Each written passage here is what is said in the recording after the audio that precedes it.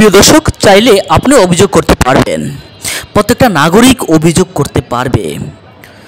দুর্নীতি দমন কমিশন থেকে উদ্যোগ গ্রহণ করা হয়েছে এবং অন্তর্বর্তীকালীন সরকার সে উদ্যোগটা করেছেন।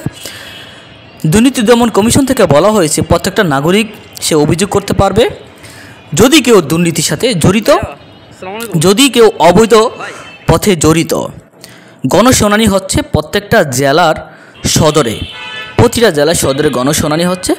আপনি চাইলেও কারোর বিরুদ্ধে আপনি অভিযোগ করতে পারবেন, তবে আপনার এই অভিযোগটি গ্রহণযোগ্য হতে হবে। এবং গণশুনানি সাধারণ একজন মানুষ এসে সে অভিযোগ করতে পারবে যদি কেউ দুর্নীতি করে থাকেন, যদি কেউ কোনো দুর্নীতির সাথে জড়িত থাকেন, তাহলে এই অন্তর্বর্তীকালীন সরকারের দুর্নীতি দমন কমিশন সেটা উদ্যোগ গ্রহণ করবে।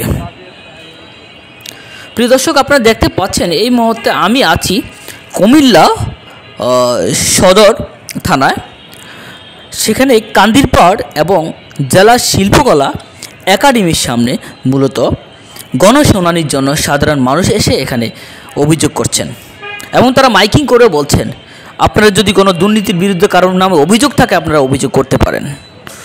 এটা আসলে আমার দেশের জন্য অত্যন্ত ভালো একটি উদ্যোগ নেওয়া হয়েছে আমি মনে করি, সাধারণ মানুষও মনে করে।